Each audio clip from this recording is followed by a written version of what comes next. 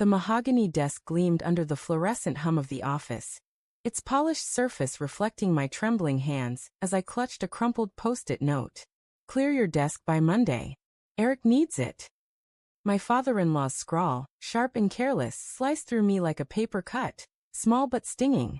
I stood frozen in the executive suite I'd built with 10 years of sleepless nights, my breath shallow, the air thick with the scent of leather and ambition. Billions. I'd made his firm billions. And now he wanted me gone for his son. The office was silent, save for the distant clatter of keyboards from the open-plan floor below. My reflection stared back from the glass wall overlooking Manhattan's skyline, pale, hollow-eyed, a woman unraveling. My husband, David, hadn't warned me. He hadn't even hinted. Was he part of this? The thought clawed at my chest, a cold, jagged thing. I sank into my chair, the leather creaking under my weight, and tried to steady my pulse. Maybe it was a misunderstanding. Maybe Eric, David's younger brother, needed a temporary space. But the post-it's bluntness mocked me. No explanation. No gratitude.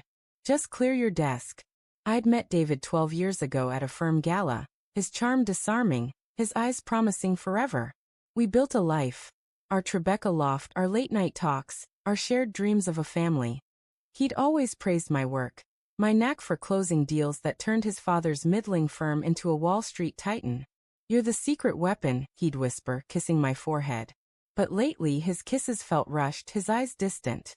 I'd chalked it up to stress, his father's health scare, the firm's expansion. Now the post-it burned in my hand, and doubt crept in like damp rot. I shoved the note into my pocket and grabbed my phone, texting David. We need to talk. Now. No reply. My stomach churned as I paced, the carpet muffling my steps. The office felt alien now, its sleek lines and framed awards mocking my naivety.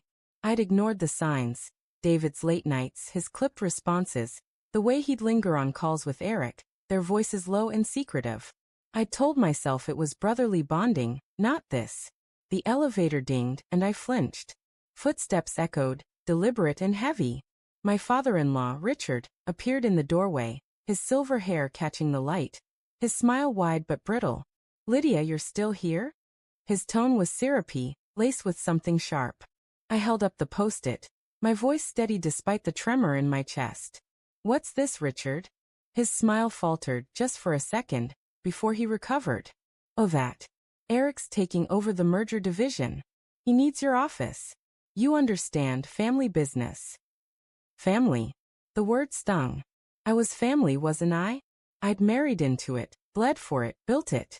And where am I supposed to go? My voice cracked, betraying me.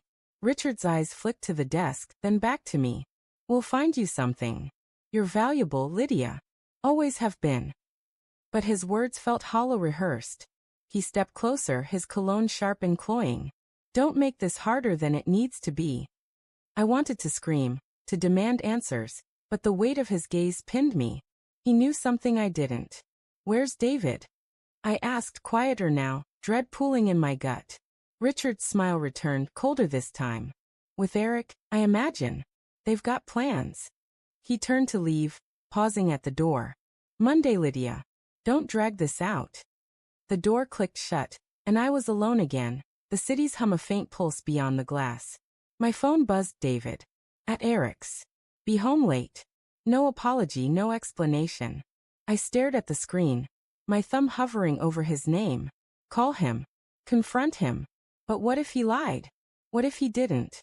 I sank to the floor, the carpet rough against my palms. Memories flooded me, David's hand in mine at our wedding, his laugh when I burned our first Thanksgiving turkey, his whispered promises in the dark. Had it all been a lie? Or was I the fool, blind to the cracks in our foundation? I thought of Eric, the golden son, always hovering on the edges of our life, charming, reckless, entitled. Richard adored him, but David? David had always seemed conflicted, torn between loyalty and resentment. Now they were planning. Planning what? To push me out? To betray me? I stood, my legs shaky, and rifled through my desk.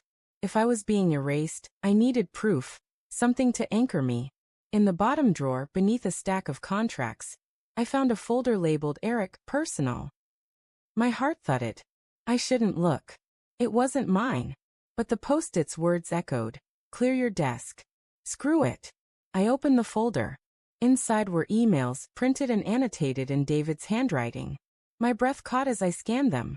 Meetings between David, Eric, and a rival firm. Dates and times that matched David's late nights. Notes about stock sales, client lists, my mergers. My blood and sweat. They were planning to jump ship, to take my work and start their own venture. And David, my David, was in on it. My vision blurred, tears hot on my cheeks. I wanted to believe it was a mistake, that David was coerced, but the evidence was meticulous, damning. I flipped to the last page, and my heart stopped. A single line, in David's scrawl. Lydia can't know. Not yet. The room spun.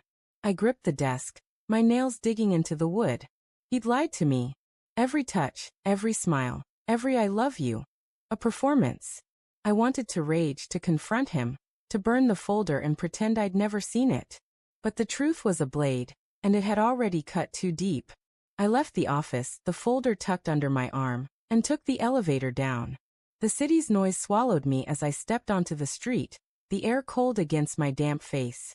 My phone buzzed again. David. Home soon. Love you. I stared at the words, my thumb trembling. I could play along, pretend I knew nothing, and keep my life intact. Or I could fight, expose them, and lose everything. My marriage, my career, my family. I hailed a cab, the folder heavy in my lap. The driver's radio crackled, a love song playing softly. I closed my eyes, picturing David's face, his smile that once felt like home. Now it was a stranger's. I'd built their empire, and they'd built a lie. But I wasn't done. At the loft, I poured a glass of wine, my hands steady now. I spread the folder's contents across the dining table, each page a brick in the wall between us. When David walked in, his tie loose, his smile easy, he froze. The folder lay open, a silent accusation. Lydia, his voice cracked, his eyes darting to the papers. It's not what you think. I stepped closer, my voice low, venomous. Then tell me, David. Tell me what it is. His smile vanished, and in that moment I saw the truth. Not just the betrayal, but the cowardice behind it. He reached for me, but I stepped back, the folder between us. You don't get to touch me anymore. I said, my voice breaking but resolute. Not after this. The room felt smaller, the air thick with everything unsaid. I didn't know what came next, divorce, revenge, or rebuilding from ashes. But as I stared at the man I'd loved, I knew one thing. I'd clear my desk, but not for Eric.